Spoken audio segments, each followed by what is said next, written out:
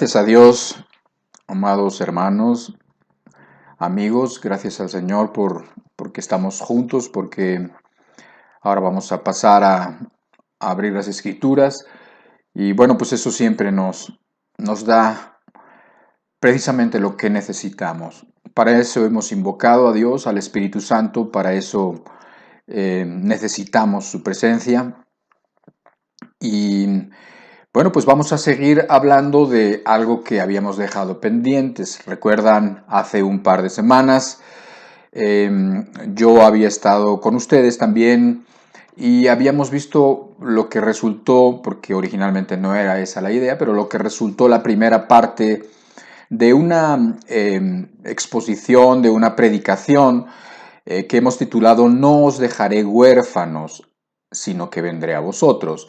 Así que hoy sería, digamos, la parte 2. ¿Sí? Y como en aquella ocasión, hoy vamos a empezar con el mismo texto que está en Juan capítulo 14, solamente que ahora, pues, no voy a meterme en las cosas que ya se han dicho y vamos a leer desde el verso 18 hasta el verso 20. Dice así: No os dejaré huérfanos, vendré a vosotros. Todavía un poco y el mundo no me verá más, pero vosotros me veréis, porque yo vivo, vosotros también viviréis. En aquel día vosotros conoceréis que yo estoy en mi Padre, y vosotros en mí, y yo en vosotros. Vamos a orar, vamos a poner esta reunión, lo que falta de esta reunión, esta enseñanza, en las manos de Dios, para que el Espíritu Santo nos hable a nuestro corazón. Padre, te pedimos en el nombre del Señor Jesucristo que tú hagas viva tu palabra, que tú hagas eficaz tu palabra, que tú nos des vida por medio de tu palabra. Te lo pedimos en el nombre de Jesús. Amén. Pues este verso, no os dejaré huérfanos, vendré a vosotros, me ha estado dando tantas vueltas en la cabeza. Quizás precisamente en una época en donde se quiere desprestigiar, se quiere ensuciar lo que es un padre, evidentemente tampoco se entiende bien lo que es estar huérfanos. De hecho, si son los hombres los que deben de mostrar lo que significa un padre, la verdad es que hay una crisis mundial en unos países más que en otros, por supuesto, de lo que es la imagen y el papel de un padre. Hay muchas personas en países como el nuestro que definitivamente son huérfanas. ¿Por qué? Porque nunca conocieron a un padre verdadero y eso es una tristeza, es una lástima y es una desgracia también. Pero no es así con Dios. Dios dijo que no nos dejaría huérfanos. La palabra huérfanos, o sea, el hecho de que una persona en el sentido tradicional sea huérfana, que no haya quien lo defienda, que no haya quien le dé de comer, que se tenga que valer por sí mismo, que no haya quien le pase un brazo por encima diciéndole no temas. La situación de un huérfano donde todo el mundo parece que estaría en contra de ellos y donde ellos solamente me los imagino. Y bueno, la idea es muy fuerte. Y sin embargo, Dios ha dicho que no nos dejaría huérfanos. Entonces, pues la noticia es que tenemos un padre y que se lo estaba diciendo a esos discípulos que tenían y que iban a tener un padre que iba a estar siempre presente. El Padre Celestial, por supuesto, pero en la presencia del Espíritu Santo, en la forma del Espíritu Santo. Y algunas de estas cosas que vimos bastantes textos hace 2 semanas, y no nos vamos a meter en ellos porque no estabas tú y es necesario, escúchala. Pero vimos con más detalle, por medio de varios versículos, que era conveniente que el Espíritu viniera porque haría muchas cosas a favor de los discípulos y también haría cosas con el mundo en general. A favor de los discípulos vimos que haría morada con ellos, el hecho de que Dios mismo viviría en hombres de carne y huesos, ¿sí? Ese es un milagro, otro milagro más, que Dios pueda morar en ti, que pueda morar en mí. Viviría con ellos siempre, tendrían un Padre siempre presente, día y noche. Los guiaría a la verdad, les enseñaría todas las cosas, les daría paz sobrenatural en tiempos malos, en tiempos de turbulencia. Les recordaría todas las cosas que Jesús había dicho, había hecho, había enseñado. Todo se lo recordaría el Espíritu, por eso les convenía que Él se fuera y además podía estar en todos lados, en todas las personas, en todas las conciencias y en todos lados del mundo a la vez. ¿Sí? Además, el Espíritu en el mundo convencería de pecado, de justicia y de juicio, y lo vimos con alguna profundidad en esa ocasión.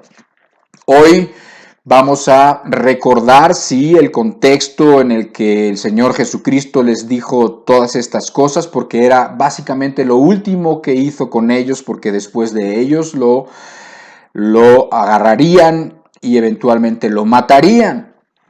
Vamos a ver que esas palabras y esa promesa que hizo Jesucristo a los discípulos se cumpliría, y vamos a ver el cumplimiento de esa promesa de que vendría el Espíritu Santo, de que vendría el Consolador, de que vendría el Paráclitos, que vendría y que estaría para siempre con nosotros.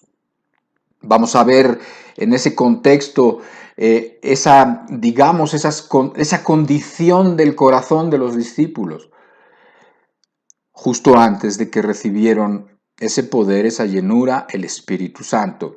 ¿Por qué? Porque si eso fue necesario en aquel tiempo, es necesario hoy, y esto nos puede responder algunas de nuestras inquietudes y de nuestras preguntas.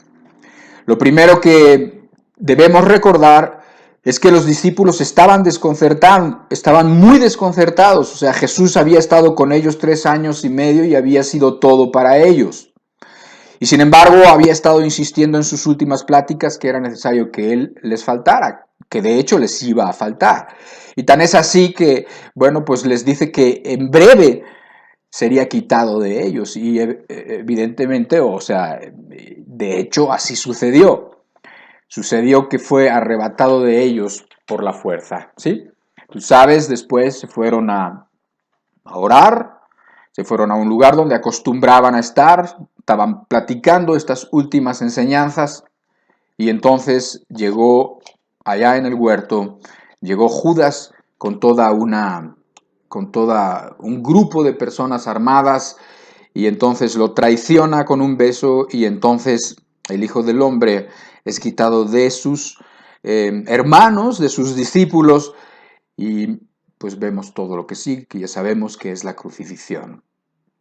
Pero el ambiente hostil en el que trabajó y vivió el Señor Jesucristo era un ambiente hostil que iba a seguir. O sea, los discípulos iban a estar exactamente en ese mismo ambiente hostil, en ese mismo ambiente asesino, en ese mismo ambiente que no ama la verdad, que aborrece la verdad, en ese mismo ambiente. Juan capítulo 15, verso 18 al verso 20 dice así: si el mundo os aborrece, sabed que a mí me ha aborrecido antes que a vosotros. Si fuerais del mundo, el mundo amaría lo suyo. Pero porque no sois del mundo, antes yo os elegí del mundo, por eso el mundo os aborrece. Acordaos de las palabras que yo os he dicho.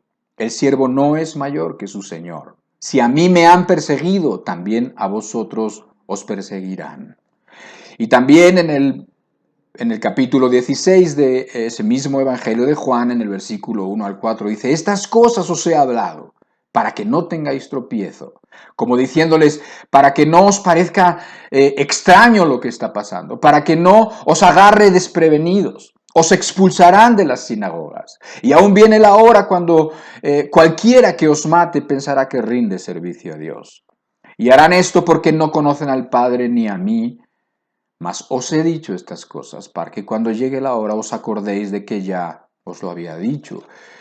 Era del interés del Señor Jesucristo que los discípulos entendieran el contexto en el que ahora ellos iban a estar viviendo, y que si iban a seguir los pasos de Jesucristo, también los iban a seguir por esa zona oscura que llevaba a la cruz, que llevaba a la negación, pero no a la negación de unas cosas y de otras no, sino a la negación total, que llevaba incluso al sufrimiento si eso era necesario y eventualmente a perder la vida.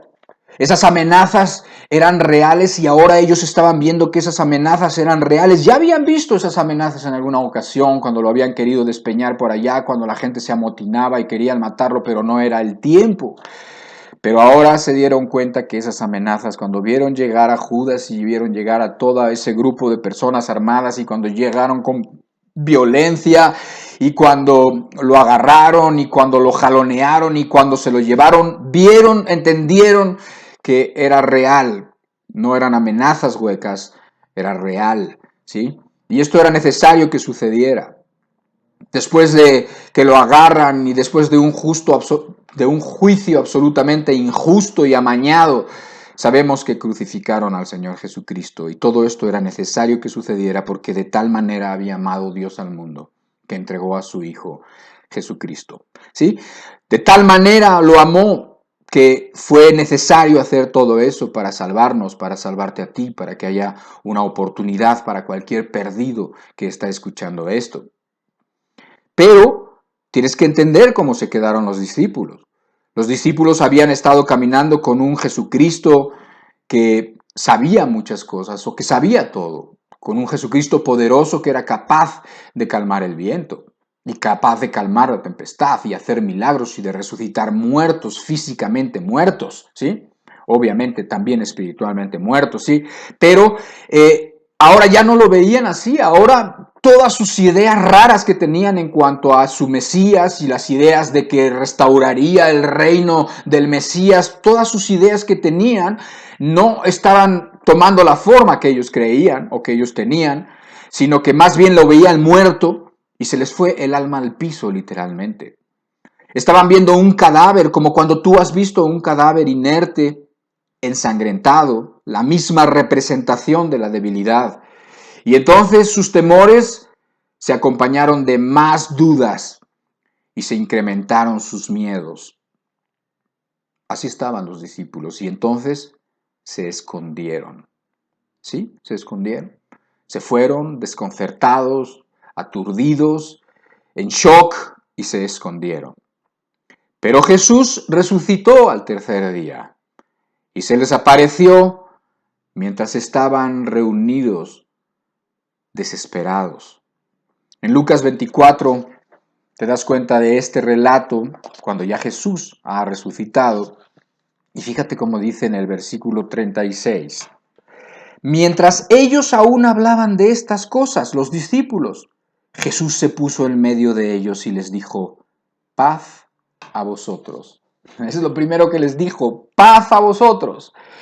Mira nuestro Dios quién es. Lo primero que te dice en el momento de turbación, en el momento de necesidad máximas y en el momento de miedo, te dice, paz, hijo, paz a vosotros. Verso 46.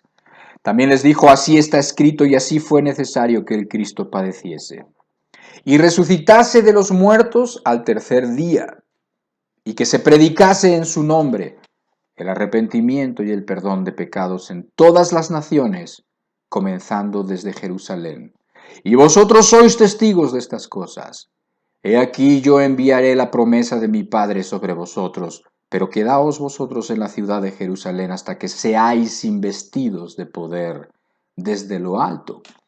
Estas palabras son palabras del Señor Jesucristo resucitado, justo antes de que, en el tiempo en donde después de la resurrección estuvo hablando con ellos y ya cuando se iba a ir nuevamente, ahora sí, al Padre, y ahora sí ya no se le vería más, ellos sus ojos físicos ya no lo verían más.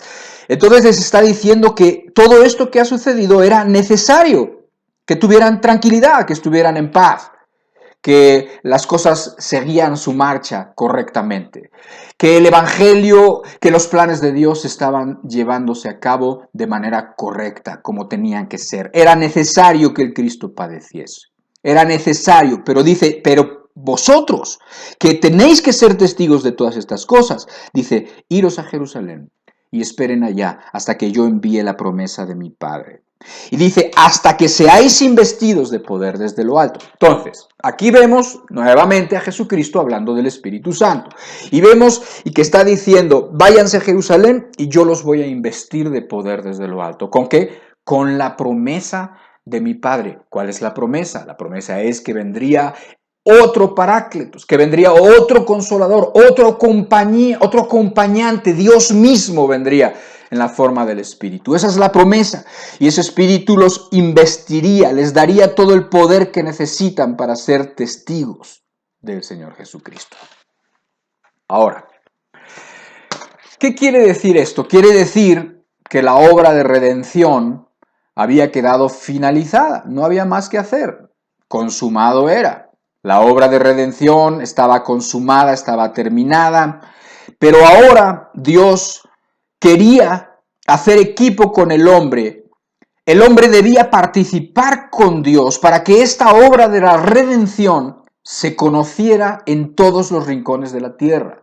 Ahora Dios hacía equipo con el hombre y el hombre tenía que manifestar ese poder de Dios, esa presencia de Dios, esa sabiduría de Dios. ¿Para qué? Para que pudiera extenderse el conocimiento de esa salvación, el conocimiento de ese plan maravilloso de Dios para toda la humanidad en todos los rincones de la tierra.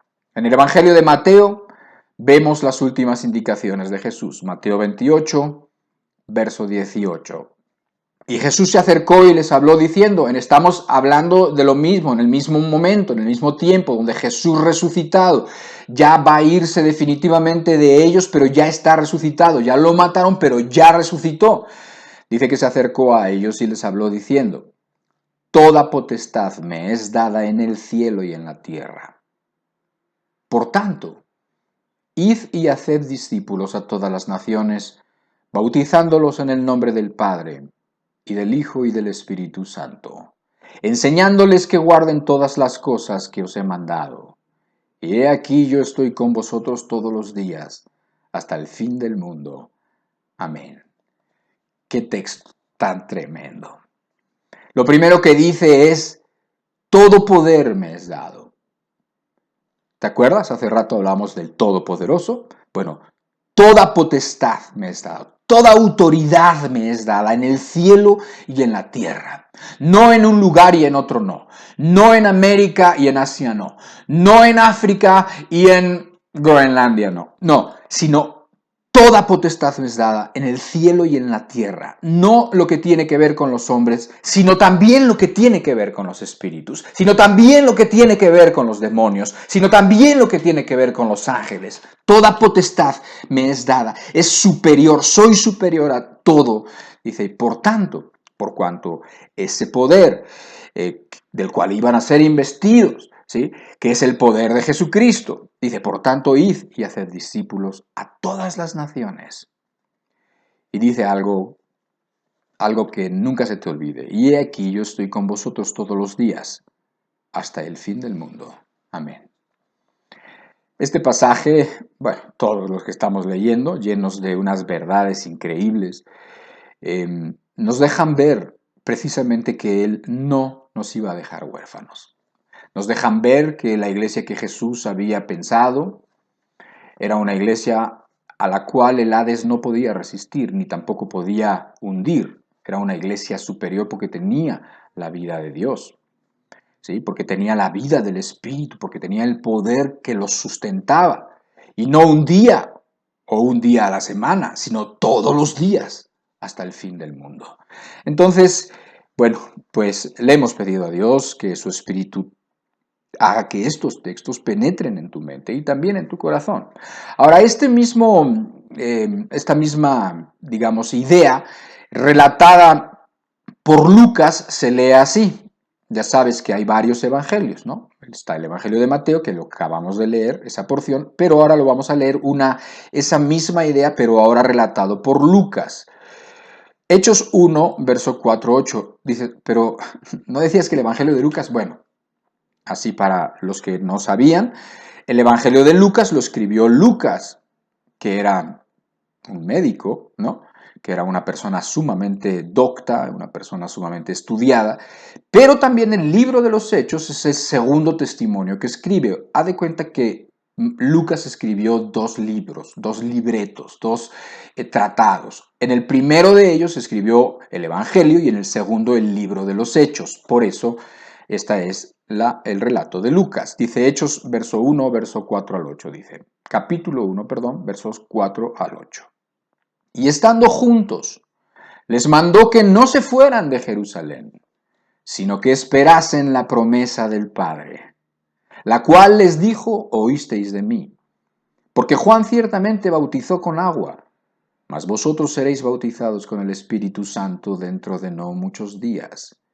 Entonces, los que se habían reunido le preguntaron, Señor, ¿restaurarás el reino a Israel en este tiempo? Y les dijo, no os toca a vosotros saber los tiempos o las sazones que el Padre puso en su sola potestad, pero recibiréis poder cuando haya venido sobre vosotros el Espíritu Santo y me seréis testigos en Jerusalén, en toda Judea, en Samaria y hasta lo último de la tierra. Si te das cuenta, es lo mismo. Si te das cuenta, está hablando de lo mismo, está diciendo que iban a recibir la promesa del Padre. Te das cuenta que los discípulos nuevamente estaban con sus ideas de la restauración del reino, pero eran sus ideas que tenían. Ellos pensaban más bien en una restauración donde los judíos podían ser los que dominaban y no los romanos, en donde el Mesías iba a ser el que tenía el gobierno político, el gobierno económico, etc. Pero esos no eran los planes de Dios. Los planes de Dios tenían que ver con un mundo muy superior a ese, que era el mundo de lo espiritual, el mundo del alma, ¿sí? Y entonces les dijo, bueno, eso no os toca ahora a vosotros entenderlo, pero esténse en Jerusalén y van a ser investidos de poder, o sea, van a recibir poder cuando haya venido sobre vosotros el Espíritu Santo y me seréis testigos. Y efectivamente eso llegó a suceder y luego lo vamos a ver otro poco más. Pero quiero decirte una palabra que es esta de ser testigos. Ser testigos, o la palabra testigos en el griego es la palabra martus o martureo. Y si te das cuenta, ya ves la relación que hay entre esa palabra martus con mártir. Porque los mártires fueron mártires porque eran testigos. O sea, los mártires fueron muertos porque a veces cuando uno dice, bueno, es que ese es un mártir de esa causa, lo que está diciendo es que murió por esa causa, que perdió la vida, que lo mataron por una causa. Bueno, pues exactamente es lo mismo que estaba pasando y lo mismo que vimos en el principio de la iglesia, en el principio en los primeros años de la iglesia, y lo que ves en esas películas que te recuerdan que te traen de los gladiadores y de los circos romanos y de las bestias y de las familias orando y las bestias los leones que iban con ellos y que eran mártires. La palabra mártir significa testigo, pero exactamente quiere decir un testigo que está dispuesto a testificar hasta la muerte. Entonces, pues ese era el ambiente. Desde hace rato les había dicho que iban a ser perseguidos, que a él lo habían perseguido, que ellos no esperaran una suerte distinta, pero iban a tener poder, pero que se quedaran en Jerusalén, que así como estaban no servían, pero que entonces se quedaran en Jerusalén hasta que recibieran la promesa del Padre, porque así como estaban no servían para nada. O sea, así como estamos, sin el Espíritu no sirve una persona para nada. Entonces, bueno, ya vemos que a Jesús todo lo que decía se cumplía. Que lo iban a quitar, que lo iban a matar, lo mataron. Que iba a resucitar, resucitó. Que se iba a ir, ya se les estaba yendo nuevamente. ¿Sí? Y les dice finalmente las instrucciones, váyanse a Jerusalén, esténse allá y van a recibir la promesa del Padre, el Espíritu Santo. ¿Qué dice Hechos capítulo 1, verso 12? Dice así, entonces volvieron a Jerusalén desde el monte que se llama del Olivar, el cual está cerca de Jerusalén, camino de un día de reposo. Y entrados subieron al aposento alto donde moraban Pedro y Jacobo, Juan, Andrés, Felipe, Tomás, Bartolomé, Mateo, Jacobo hijo de Alfeo, Simón el celote y Judas hermano de Jacobo. Todos estos perseveraban unánimes en oración y ruego con las mujeres y con María la madre de Jesús y con sus hermanos. ¿Qué hicieron los discípulos? Lo que Jesús les dijo. Se fueron a Jerusalén, se encerraron, todos los que estaban ahí, los discípulos con otras personas, ahí estaban, te dan los nombres de todos los que efectivamente estaban. Estaba también la madre de Jesús, estaban los hermanos de Jesús y estaban otras personas y se fueron allá a Jerusalén, a un aposento alto, a un lugar donde estaban esperando a algo que no sabían bien qué era, a un lugar donde estaban obedeciendo a Dios, donde estaban en oración, donde estaban necesitados, muy necesitados. Hechos capítulo 2, versículo 1-4. ¿Qué pasó después? ¿Sabemos lo que pasó? Sabemos que efectivamente era cuestión de días para que entonces llegara el día de Pentecostés, que además quiere decir muchas cosas también eso. ¿Por qué? Porque el día de Pentecostés era una festividad de los judíos, una festividad del Antiguo Testamento, pero entonces se esperó Dios hasta que fuera ese día, y entonces como quien está recolectando los primeros frutos de una gran cosecha, entonces en ese día vino el Espíritu Santo. Se conoce como Pentecostés porque sucedió en ese día y vino poderosamente cuando estaban todos en esa actitud de necesidad, cuando estaban todos en esa actitud de unanimidad, esperando lo mismo, esperando algo, esperando lo que les había dicho, la promesa del Padre que les daría el poder que no tenían. Y así empezó el segundo capítulo más importante de la humanidad. Bueno, el primero, entendiendo el primero como la venida de Cristo y la salvación del hombre, y el segundo como la venida del Espíritu y el comienzo de la iglesia para la salvación de todos los hombres, para la salvación de todos aquellos que creyeran, que escucharan primero y que creyeran, porque no se puede creer si no escucharon, y que creyeran en el Hijo de Dios, ¿sí? Y lo relata Lucas en Hechos capítulo 2 así, versículo 1-4. Cuando llegó el día de Pentecostés, estaban todos unánimes juntos. Y de repente vino del cielo un estruendo, como de un viento recio que soplaba, el cual llenó toda la casa donde estaban sentados. Y se les aparecieron lenguas repartidas como de fuego asentándose sobre cada uno de ellos.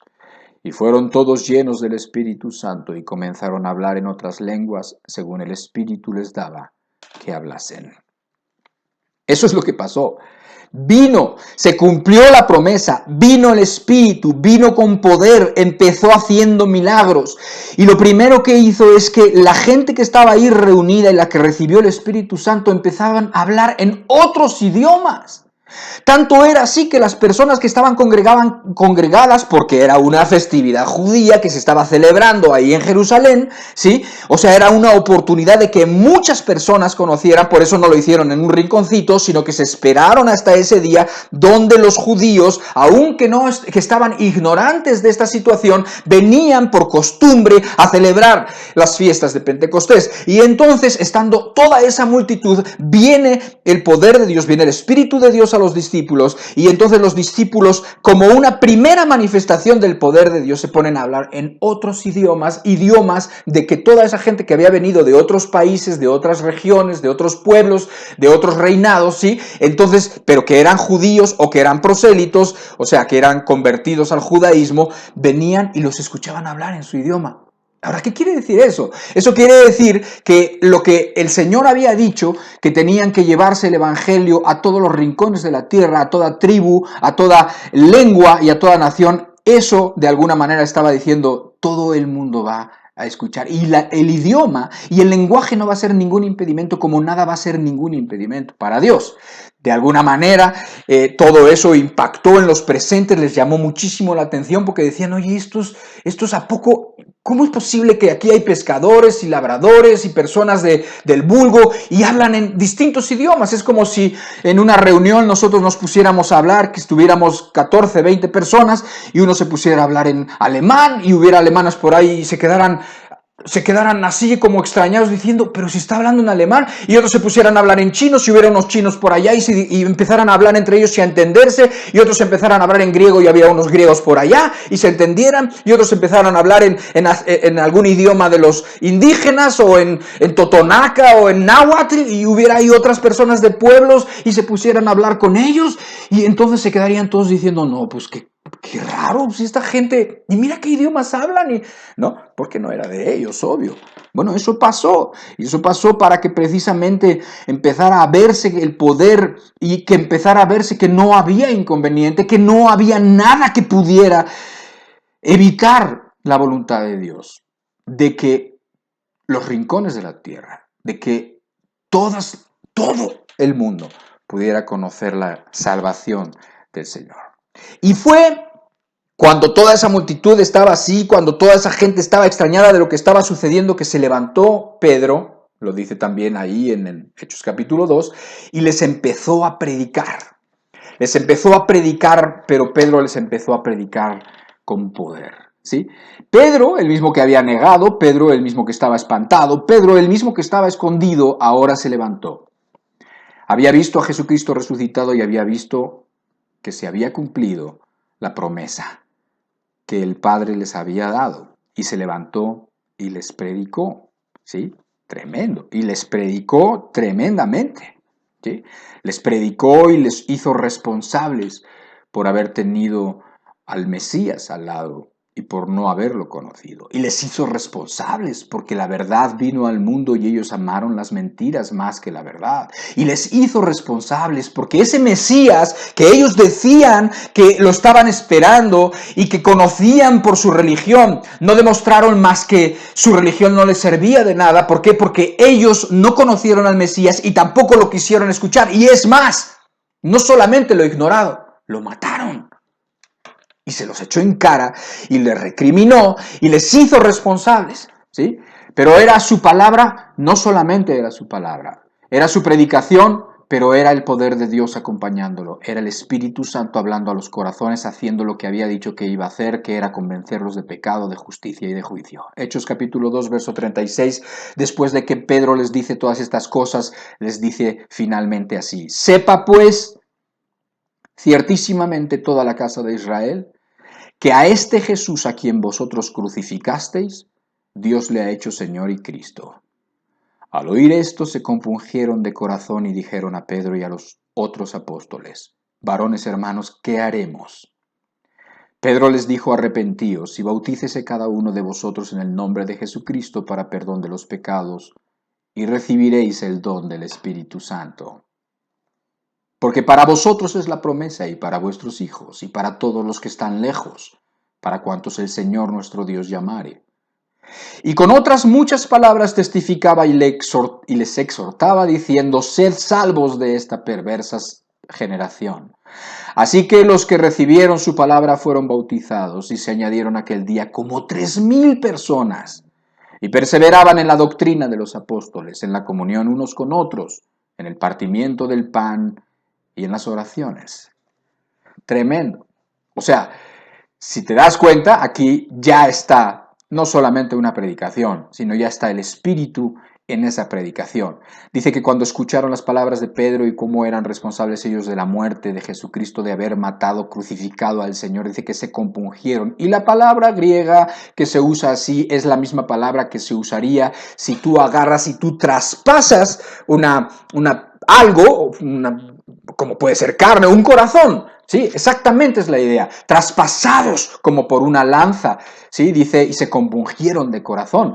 Y estaban como que de veras se quedaron, como que entendieron lo que habían hecho, como que entendieron la oportunidad que habían dejado pasar, como que entendieron qué responsables eran. Y entonces el Espíritu hizo aquello que dijo que iba a hacer con el mundo: convencerlos de justicia, de pecado y de juicio. Y vemos que los convenció absolutamente los convenció de pecado primeramente, los dejó convictos de pecado, pero también los convenció de justicia. Tanto fue así, y tanta gracia había, y tanta gracia hay suficientemente en Dios, que como 3,000 personas se convirtieron. Imagínate. Y se quedaron atravesados, ¿sí? Y ojalá y nos quedáramos atravesados. Ojalá y tú entiendas que este es el camino que llevamos todos los creyentes. El camino que llevan todos los creyentes es estar convictos. Juan capítulo 3, verso 36 dice que el que cree en el Hijo tiene la vida eterna. Pero el que rehúsa creer en el Hijo no verá la vida, sino la ira de Dios. Y tú has escuchado el Evangelio y has leído el Evangelio, o te lo han hablado, o tienes una buena idea de lo que es el Evangelio, ¿sí? Y es igual. A lo mejor ni siquiera te has sentido nunca compungido. ¿Por qué? Porque ni siquiera has hecho caso del Evangelio. Bueno, esa gente fue traspasada después de la predicación de Pedro. Eso quería decir que el Espíritu Santo había venido y había dado manifestaciones inmediatamente con lo de las lenguas, y después había dado manifestaciones porque les había cambiado todo lo que se sentía de dentro, toda esa pesadumbre que tenían. Ahora se sentían con fuerza, con poder para dar testimonio, y se levanta ahí en la multitud Pedro, y entonces les da una plática donde les hace responsables de la muerte del Hijo de Dios, y se convierte un montón de gente. El Espíritu Santo había llegado tal como Jesucristo había dicho que iba a venir. Y estaba haciendo exactamente lo que había dicho que iba a hacer. Ahora, entramos a la última parte de nuestra plática. La última parte de esta plática tiene que ver con esto. Todo esto que estamos hablando es maravilloso. Es algo que, no sé, solamente de oírlo, solamente de estar leyendo estos pasajes, te das cuenta que los planes de Dios, que el poder de Dios, que todo esto es hermosísimo, sí. Pero puede haber, y he estado oyendo a algunas personas preguntando, está todo esto muy bien, está perfecto, todas estas cosas que nos están diciendo están muy bien, sí, pero ¿cómo puedo obtenerlo yo eso mismo? ¿Cómo puede la iglesia de hoy que está tan carente, la iglesia de hoy que está tan miserable, la iglesia de hoy que está escondida, la iglesia de hoy que está como huérfana, cómo puede ser, ¿sí?, que se...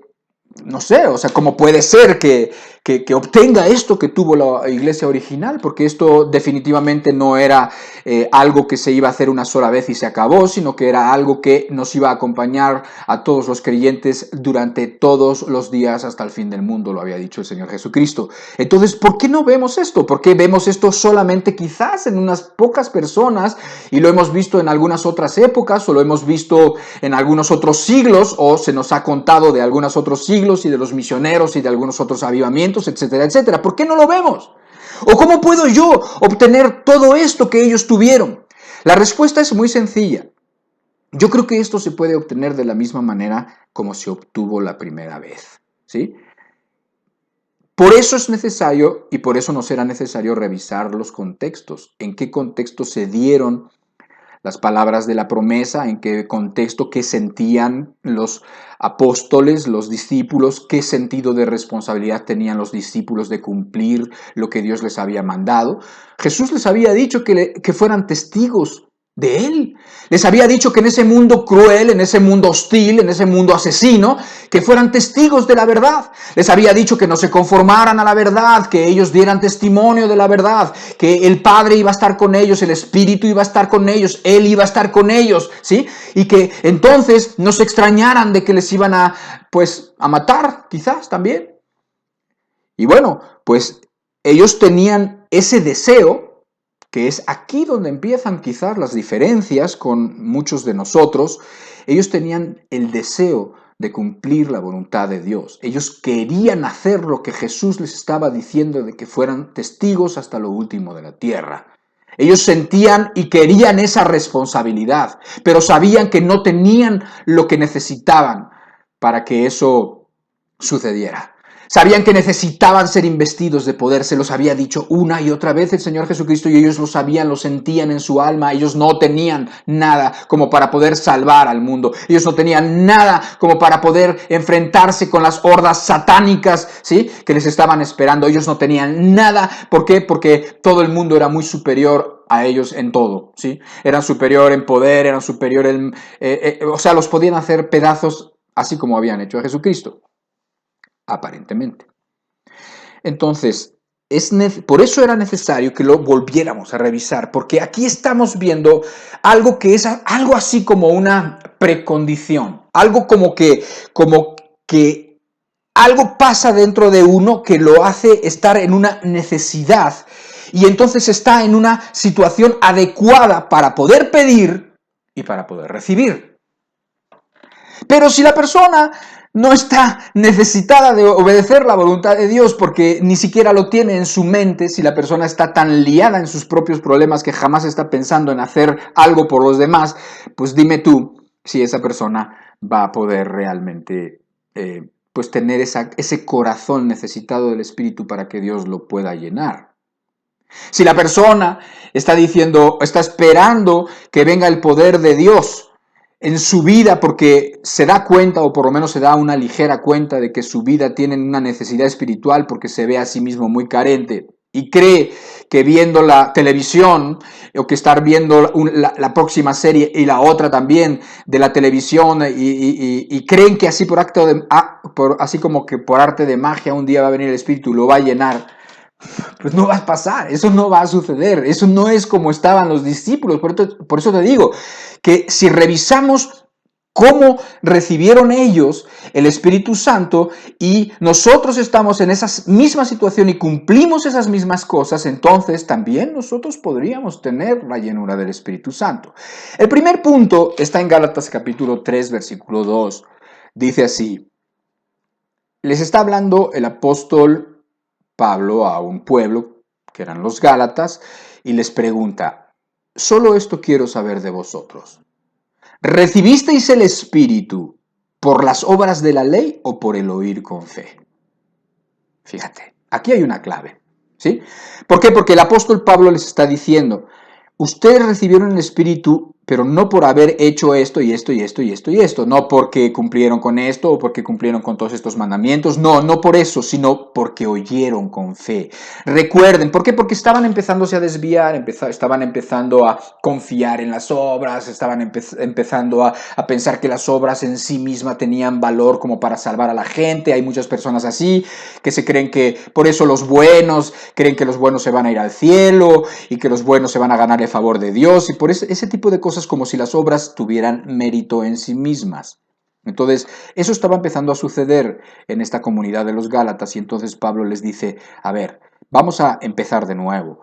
Cuando recibisteis el Espíritu Santo, ¿lo hicisteis porque hicisteis obras de la ley o porque escuchasteis con fe? En otras palabras, el Espíritu Santo se recibe por la fe de la misma manera que la salvación se recibe por la fe. Esto es importantísimo. ¿Por qué? Porque si tú te das cuenta, la salvación, dice la Escritura, que es por gracia, por medio de la fe. La salvación no hay nada absolutamente que tú puedas hacer para que tú logres ser salvo. No hay nada, no hay obra que tú puedas hacer, no hay dádiva que puedas dar, no hay sacrificio que puedas hacer que te pueda hacer meritorio de la salvación. Lo mismo sucede con el Espíritu. Dios nos lo da porque ha dicho que nos lo va a dar y porque Él no miente. Por eso decía el Señor Jesucristo: y recibiréis la promesa de mi Padre, ¿sí? La promesa. Entonces, las cosas que Dios ha prometido, Dios las cumple. ¿Por qué? Porque Dios no es humano para que mienta, ni es una persona como que puede decir hoy una cosa y mañana retractarse, como diciendo: ay, sí te había dicho que te iba a dar, pero ¿qué crees? Que ya no, en el sentido de que, pues, es que pues, no pensé en esto o en esto otro, ¿no? No, el Señor ha dicho que Él nos iba a dar el Espíritu y entonces el Señor no miente. Estamos hablando de que todas las promesas en Jesucristo, ¿no? Sí y amén, dice el libro de Corintios, el segundo libro de Corintios, ¿sí? Entonces, las promesas que Dios ha hecho se reciben por la fe. Y aquí hay una clave que tienes que examinar con más atención, porque yo no tengo lo suficiente como para explicártelo, ¿sí? O sea, la salvación se recibe por fe. El Espíritu Santo se recibe por fe. En la salvación tú llegas en un momento por el Espíritu que te convence de pecado y tú llegas a un momento en donde dices: estoy perdido y no hay nada que tenga ni que pueda hacer para salvarme.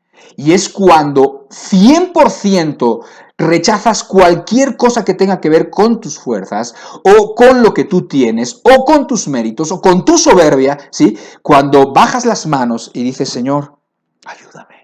Ayúdame porque estoy perdido sin ti. Si tú no hubieras hecho todo un plan, si tú no hubieras mandado a Jesucristo, yo no puedo ser salvo, no puedo ser salvo, jamás. Y es entonces cuando Dios, por la fe, porque crees que a pesar de que no te lo mereces, que a pesar de que eres un terrible, un oscuro y un perverso pecador, ¿sí? Dios te ha dicho que Él te ama y que te quiere salvar, ¿sí? Es entonces cuando por la fe, cuando confías en su palabra, cuando echas fuera de ti todo mérito, que puedes recibir la salvación. Y es la salvación un acto de la gracia de Dios que se recibe por fe. Lo mismo sucede con el Espíritu. No hay cosa que podamos hacer que nos merezcamos el Espíritu Santo, porque es lo mismo que decir que Dios viva en nosotros. No hay nada más que creer. Creer que porque Él lo ha dicho, Él nos lo puede dar. Pero para que entendamos de la misma manera como se recibe la salvación, que es cuando tú llegas a ese entendimiento mental y esa convicción del alma y esa convicción de corazón donde no tienes nada que ofrecer, y entonces es ahí donde se puede recibir la salvación. Lo mismo sucede con el Espíritu Santo.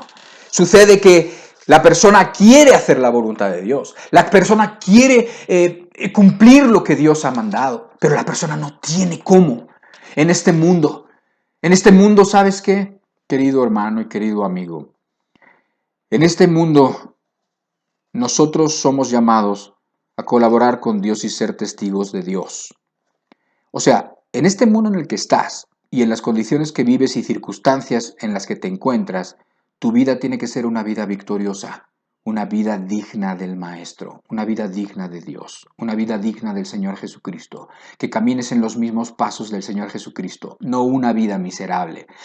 Tiene que ser una vida ejemplar, de modo que otros se fijen en tu testimonio y se fijen en tus buenas obras y entonces crean a tu Padre que está en los cielos. Es mucho más que una vida de sobrevivencia. Nuestro Dios no es un Dios de supervivencia. Nuestro Dios es un Dios de victoria. Una vida que extendiera el conocimiento de Cristo. Eso es lo que eres llamado a ser. Eso es lo que soy llamado a ser. Una luz que tiene que ser más intensa que la oscuridad. ¿Sí? Una presencia que te acompañe, que los que persiguen a la iglesia, que los que persiguen a los buenos se sientan eventualmente perseguidos por Dios y convictos de sus malas acciones, ¿sí? Una presencia de Dios en las vidas donde la verdad es que donde te muestres, donde estés, el avance de las tinieblas no sea tan rápido como el avance de la luz, del reino de Dios. Entonces, ¿cómo vamos nosotros a obtener el Espíritu Santo, la promesa del Padre? De la misma manera como fue obtenida en aquel día de Pentecostés. Porque la gente que estaba ahí quería hacer la voluntad de Dios. Porque la gente que estaba ahí decía, sí, yo sí quiero morir por Dios si es necesario, pero no se sentían que tenían como para llegar a eso, ¿verdad? No se sentían que tenían poder como para poder enfrentar a los malos, para poder enfrentar a los poderosos, para poder enfrentar a los herejes, para poder enfrentar a los idólatras, para poder enfrentar a las turbas que quizás los linchaban, ¿sí? No se sentían con poder, pero querían hacer la voluntad de Dios. Así que eso los pone en esa disposición del alma donde Dios sí puede hacer algo con las personas. Pero si tu disposición del alma es la misma que estás, pues cuando, no sé, lo dije hace rato, no sé, estás totalmente absorto en otras cosas y no en las cosas del reino de Dios, ni estás buscando las cosas del reino de Dios y siempre te sientes suficientemente cansado como para que tengas la excusa suficiente como para verte otro capítulo más en la televisión y siempre tienes excusas como para dormir un poco más y porque estás muy cansado y así te pasas la vida. Pues entonces no estás en esa, digamos, disposición de corazón donde la gente estaba unánimes, orando, preocupadísimos, esperando algo que no sabían bien qué era, hasta que vino el Espíritu de Dios con poder, porque Dios lo había prometido y nos lo ha prometido a nosotros también. ¿Y cuándo has visto tú que un hijo de Dios tenga una necesidad y Dios no se la supla? Y con esto terminamos. Lucas capítulo 11, versículo 11 al 13, el mismo Señor Jesucristo les está poniendo una lógica a los oyentes y nos la pone a nosotros también para que no dudemos de sus palabras y para que entendamos que toda necesidad que un hijo de Dios tenga, Dios quiere suplírsela y quiere suplírsela de la manera más abundante que puedas imaginarte. Lucas 11, verso 11 al 13 dice, ¿qué padre de vosotros, si su hijo le pide pan, le dará una piedra? O si pescado, en lugar de pescado, le dará una serpiente.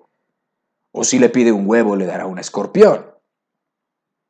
Pues si vosotros, siendo malos, sabéis dar buenas dádivas a vuestros hijos, cuánto más vuestro Padre Celestial dará el Espíritu Santo a los que se lo pidan. Dios no miente. Y si hay una diferencia entre la iglesia primitiva y esta iglesia, ¿sí? No es porque Dios haya cambiado ni porque Dios hoy no sea poderoso. Es por nosotros, ¿sí? Exactamente por nosotros. Porque aquí la lógica dice, oye, pues si vosotros siendo malos no le dais cosas malas a los hijos que les están pidiendo, si tu hijo te pide pan, pues le das pan, no le das una serpiente, si te pide comida no le das un escorpión.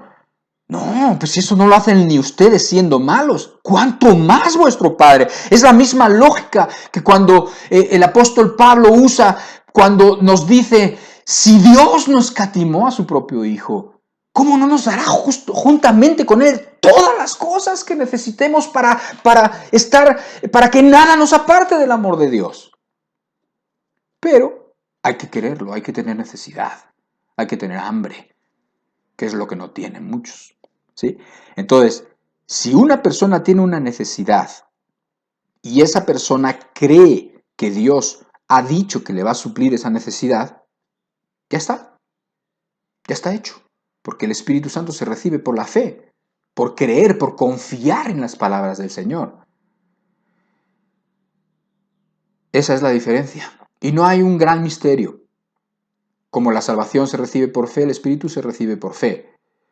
Pero como para recibir la salvación una persona tiene que llegar a ese punto en donde estás hasta lo más profundo de la tierra y hasta donde te sientes el peor pecador y sabes que no tienes nada para cambiar tu suerte, nada para cambiar tu condenación, salvo el confiar en la promesa de Cristo. De la misma manera, cuando una persona tiene esa necesidad de hacer la voluntad de Dios, que sabe que no tiene y que no tiene el poder, no está investido con el poder suficiente, es en ese momento cuando cree y se da cuenta y dice, pero el Espíritu ha sido prometido, es la promesa del Padre que dijo que vendría a nosotros.